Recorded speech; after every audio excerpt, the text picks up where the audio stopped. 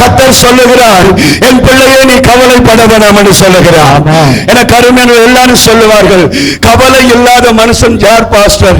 எனக்கு இருக்கிற பிரச்சனை எவ்வளவு பாஸ்டர், அதை நினைச்சா தாங்க முடியாது என்று. அது உண்மைதான், அது இல்லை என்று நான் சொல்லவில்லை. ஆனால் கர்த்தர் சொல்லுகிறார், எவ்வளவுதான் பிரச்சனை வந்தாலும் நீ கவலைப்படாதே.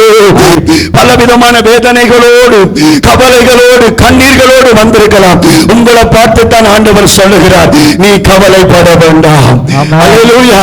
நீ கவலைப்படாதபடிக்கு என்னை விசுவாசிக்க வேண்டும் என்று கர்த்தர் சொல்லுகிறார்.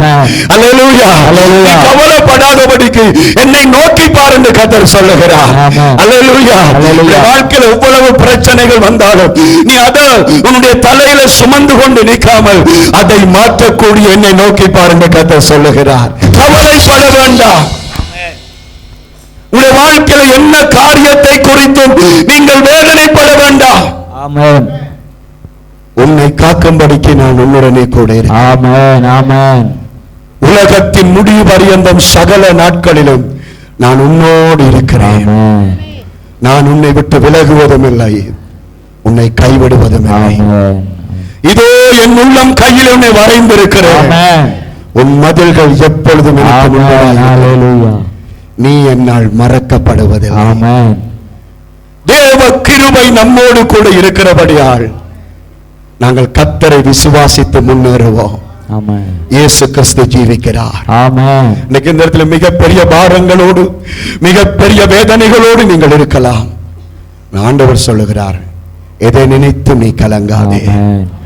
இதுவரை உதவி செய்த நான் இனிமேலும் உதவி செய்வேன். என் அருமையான தேவனுடைய பிள்ளைகளே, நாங்கள் சாப்பிடுவதற்கு ஒரு நல்ல சாப்பாடு கிடைக்காமல் இருக்கலாம்.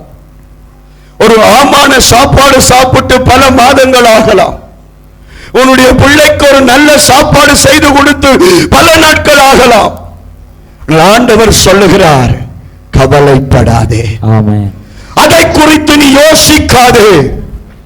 ஏனென்றால் ஒவ்வொரு நாளும் தேவ கிருபையால் உன் உயிர் இருக்குதென்றால் அந்த உயிருக்கு பின்னால் தேவ கிருபை இருக்கிறது. அல்லேலூயா. அல்லேலூயா. ஹாஸ்பிடலுக்கு போகும் பொழுது டாக்டர் சொல்லலாம், உங்களுக்கு இந்த சத்து குறைவு, உங்களுக்கு இந்த உடம்புல எந்த பிரச்சனை இருக்குது, ஆப்பிள் சாப்பிடுங்க, ஆரஞ்சு சாப்பிடுங்க, பழங்கள் சாப்பிடுங்க, ஈரல் சாப்பிடுங்க, இறைச்சி சாப்பிடுங்க. நீங்க அதை கேட்டுட்டு அந்த மாவை குடிங்க, இந்த மாவை குடிங்கன்னு சொல்லி அவங்க சொல்லும் பொழுது அந்த தொகைகளை பார்த்து நீங்கள் கவலைப்பட தேவையில்லை. ஏதோ ஒரு வழியில மா கிடைக்கும், ஆப்பிள் கிடைக்கும், உணவு கிடைக்கும் என்று அல்ல. அந்த உணவு கிடைக்காவிட்டாலும் அந்த உணவுல வர வேண்டிய எல்லா சத்துக்களையும் கர்த்தர் உனக்கு தர வல்லமை உள்ளவராய், அவர் ஜீவன் உள்ளவராய் இருக்கிறார். அல்லேலூயா. அல்லேலூயா. தேவ மனுஷனாகிய எலியாவுக்கு ஆண்டவர் போஷித்தார்.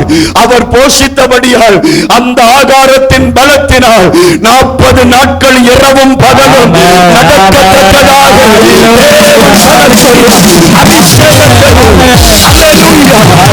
அல்லேலூயா. ஒரு நேர சாப்பாடுதான் 40 நாட்கள் நடக்கத்தக்க, ராப்பகல் நடக்கத்தக்க சக்தியை அது கொடுத்தது. இந்த உலகத்துல வாழும் வரைக்கும் கர்த்தர் ஆசீர்வதிப்பார். இன்னைக்கு பிரச்சனை எங்க வருகிறது? சாப்பாட்டுல தான் வருகிறது.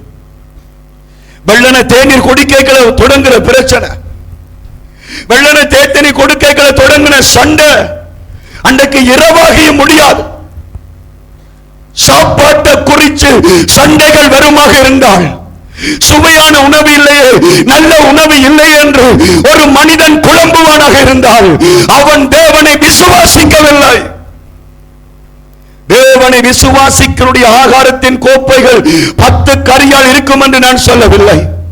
தேவனை விசுவாசிக்கிற உன் கோப்பையில கறிக்கும் சொதிக்கும் வித்தியாசம் தெரியாமல் ஒரு புளியங்காய போட்டு ஒரு சொதிய காய்ச்சி நீ சாப்பிட்டாலும் எல்லா உணவுக்கும் தேவையான எல்லா சக்திகளையும் கர்த்தர் உனக்கு கொடுத்து உன்னை ஆசீர்வதிப்பார். கவலைப்படாத. ஐயோ, எனக்கு நெசமோட் இல்லையே, டீ குடிக்க அங்கர் இல்லையே. நான் ஒரு வீட்டில் போயிருந்த பொழுது அவங்க எனக்கு ஆகாரங்களை தந்தார்கள். மிக ஆச்சரியமாக இருந்தது. ஒரு தேநீர் கடையில் என்ன இருக்குதோ அவ்வளவும் இருக்கிறது. ஐஸ்கிரீம் இருக்கிறது, சோடா இருக்கிறது. அது நீங்க நினைக்காங்க பாஸ்டர் போனபடியா திடீரென்று வந்தது இல்ல. நான் திடீரென்று போனேன். ஆனால் மிகுந்த ஒரு தேத்தனி கடையில் எப்படி சாப்பிட்டு எழும்புகிறோம் அந்த அளவுக்கு அவ்வளவு தந்தார்கள். நான் கேட்டேன் என்ன நடந்த அசோபாச நாங்க இப்படி ஃப்ரிட்ஜில் எப்பவுமே வச்சிருப்போம். ஆனா இன்றைக்கு எங்கட ஃப்ரிட்ஜில் அது ஒன்றும் இல்லாமல் இருக்கலாம். இன்னைக்கு இந்த ஆராதனை முடிஞ்சு போகும்போது நேற்றியான் சோத்தான் நீ தண்ணி ஊற்றி சாப்பிடுகிறதா இருக்கலாம். ஆனாலும் நீ கவலைப்படக்கூடாது. எத்தனை கறியோட சாப்பிடுகிறவனுக்கு என்ன பலன் இருக்கிறதோ இந்த தண்ணி குடிக்கிற உனக்கு அதை விட பலத்தை கர்த்தர் கொடுத்து ஆசீர்வதிப்பார். கவலைப்பட வேண்டாம், சண்டைகள் பிடிக்க வேண்டாம். கூப்பிடுகிற காக்கை குஞ்சுக்கு உணவு கொடுக்கிற தேவன் உங்களை போஷிக்க வல்லவராக இருக்கிறார். மத்தேயுவிலே சொல்லுகிறார், ஆகாயத்து பட்சிகளை போஷிக்கிற நான் உங்களை போஷிக்க மாட்டேனோ? ஒரு குருவிக்கு உணவு கொடுக்கிற நான், ஒரு மிருகத்திற்கு உணவு கொடுக்கிற நான் என்னுடைய பிள்ளையாகிய உனக்கு நான் கொடுக்க மாட்டேனோ? அவர் நம்மை போஷிப்பார். அவர் நம்மை போஷிப்பார். அவர் நம்மை போஷிப்பார். அவர் நம்மை போஷிக்கிறதற்கு அந்த நேரத்தில் அந்த வேளைக்கு உணவு தராவிட்டாலும் அந்த உணவுக்குரிய பலத்தை கர்த்தர் நமக்கு கொடுத்து ஆசீர்வதிப்பார். அல்லேலூயா, அல்லேலூயா.